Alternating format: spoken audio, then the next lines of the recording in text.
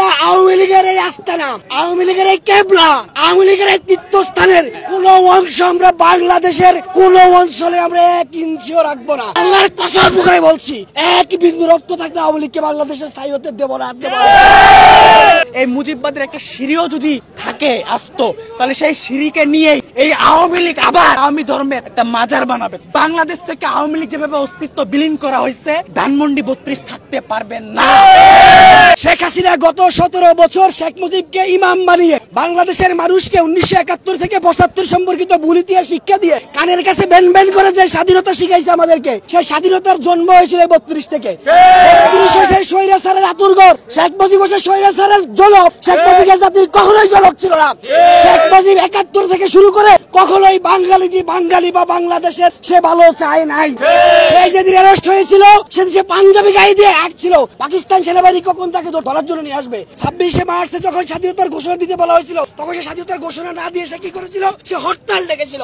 সুতরাং শেখ মুজিব কখনোই বাংলাদেশের ভালো চায় নাই, শেখ হাসিনা ভালো চায় নাই।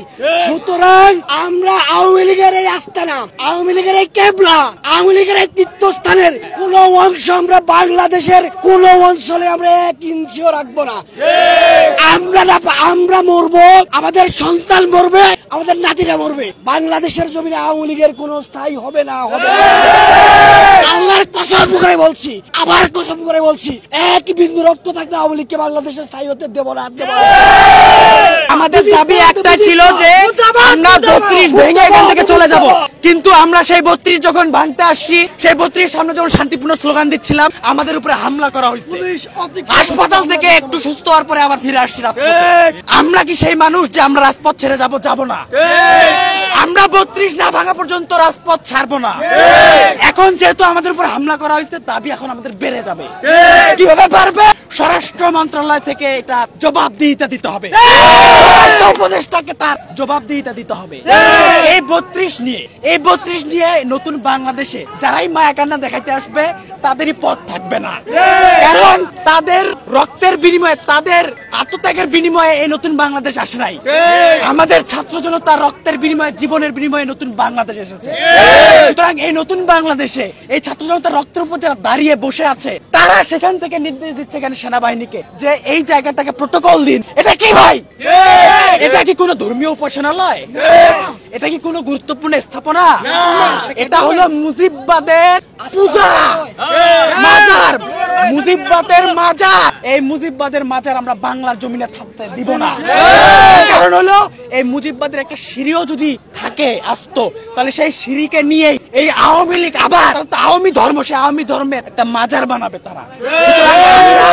কোনোভাবেই এই মাজার হইতে দিতে চাই না। বাংলাদেশ থেকে আওয়ামী লীগ যেভাবে অস্তিত্ব বিলীন করা হয়েছে, ধানমন্ডি 32 থাকতে পারবেন না। ধানমন্ডি 32 গুড়িয়ে দেওয়া হবে। এই বুলডোজার লাগলে বুলডোজার নেই। যখন আমরা শান্তিপূর্ণভাবে আন্দোলন করছিলাম, আমাদের উপরে police sound grenade, tear gas এবং লাঠিচার্জ করেছে। আমরা কিন্তু পালিয়ে যাই নাই। যারা কোনোভাবে আবার আমরা সুস্থ হয়ে কিন্তু আবার ফিরে আসছি রাজপথে। সুতরাং আমরা যতক্ষণ না পর্যন্ত 32 না ভাঙতে পারছি, যতক্ষণ না পর্যন্ত স্বরাষ্ট্র মন্ত্রণালয় এবং স্বরাষ্ট্র উপদেষ্টার পক্ষ থেকে কোনো বিবৃতি না আসছে, ততক্ষণ পর্যন্ত আমরা এই রাজপথ ছাড়বো না। এবং সরকার ঘোষণা দিতে হবে আগামী 24 বা 48 ঘন্টার ভিতরে সরকার ভাঙবে। সরকার ভেঙে 32 নম্বর একটা খেলার মাঠ তৈরি করে দিলে তাহলে আমরা চলে যাবো। আদারওয়াইজ আমরা টয়লেট বানাবো। আমরা এখানে অবস্থান করার জন্য বা এই জায়গায় অপেক্ষা করার জন্য আসিনি। আমরা এটা ভাঙা তারপরে যাবো, এটা সময় বাধা মানে না। এখানে সময় বাইরে কথা বলতেছে, আমরা আসছি ভাঙার জন্য, সেনাবাহিনী আমাদেরকে ছেড়ে দিবে, আমরা ভেঙে চলে যাবো।